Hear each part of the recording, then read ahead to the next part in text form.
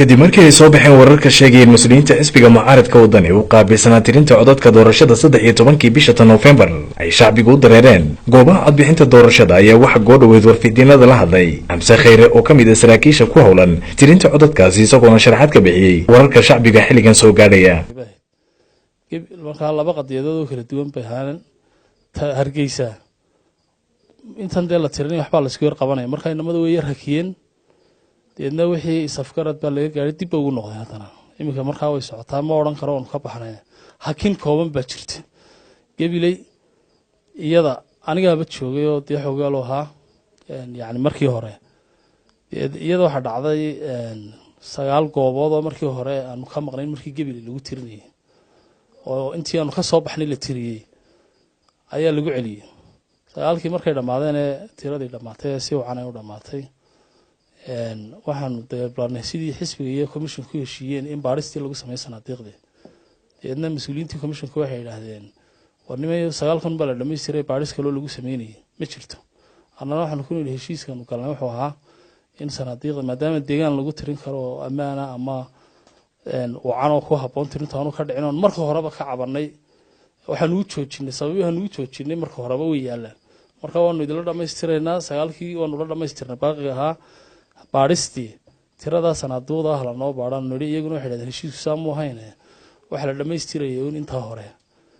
xagga baaqiga ku ahayd intaana waxaan halka waan ku soo dhameystir lahay sababteenu u joojinay oo ahayd in la noo baaro sanadiiqda hore aanu sameeyno iyo heshiiskii aanu mas'uuliyiinta gudoomiyaha la galnay sida mu hayn marka anagu waxaan ku niri waxaan soo noqonaynaa wakiiladeedii commissionka sidoo heshiisku hayay gudoomiyahayagii iyo waayay isku noqda sidaas anagu kaga soo baxnay laakiin ka soo bixidaan isla ogolnahay weeyi markaan la hadalnayna arintii waxa la yiri berita sidii isfahamku ahaa aynu qoladii wakiiladeedii commissionka iyo gudoomiyaha iyo isla eegaynaa marka ma oran karo waan ka baxnay isfahan ilaa imikana wada shaqeynta commissionka si way fiicantay aad bay wanaagsantahay in waxa Xamse Khayre مسؤولينta xisbiga u qaabisan baatay tirinta codadkaasi oo goob joog baadahayd arintan doorashooyinka mid xasaasiya inta badan shacbiga Soomaaliland iyo Soomaalida kale iyo sidoo kale caalamka diirada ku hayaan way ka soo baxeen iyo way ku laabteen ayaa inta badan si weyn baraha bulshada iyo halka shacbigu ku kulmaan la isku weydiinaya taageerayaashiina dhigta taagan shacbiga kale dhigta taagan maxay tafarinta ugu dambaysaa hadda u dareyso shacbigaasi waxaan u sheegaynaa horta ciidda tiri way ka baxeen warkaasi waa war qaldan kama bixin waanu ku jirnaa way sadhacday intii shaqada lagu jira hakin kooban maadaama wax la isku qabanayo imikadana way socotaa tii Hargeysa dib ay hakintii way ka saareen sidii aanu uga soo noqonay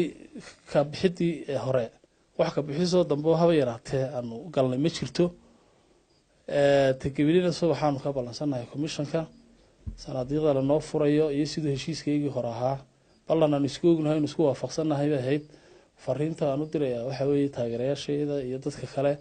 ilaa imika commissionka si fiican baan hawshii wada wadnaa wararka ku tiri ku teenta xisbiguna wuxuu doonayay hawshan wixii uu cabashadiisa wax laga qabtay ujeedo kale oo haba yaraatay kale ma jirto marka waxaan meesha totally ka saarayeen in mar labaad ka baxnay meesha way ka maqantay wixii warar ka soo kordhay isla doorashada iyo sidoo kale tirinta codadka doorashada waxaan idinku soo gudbin doonaa wararkayga dambe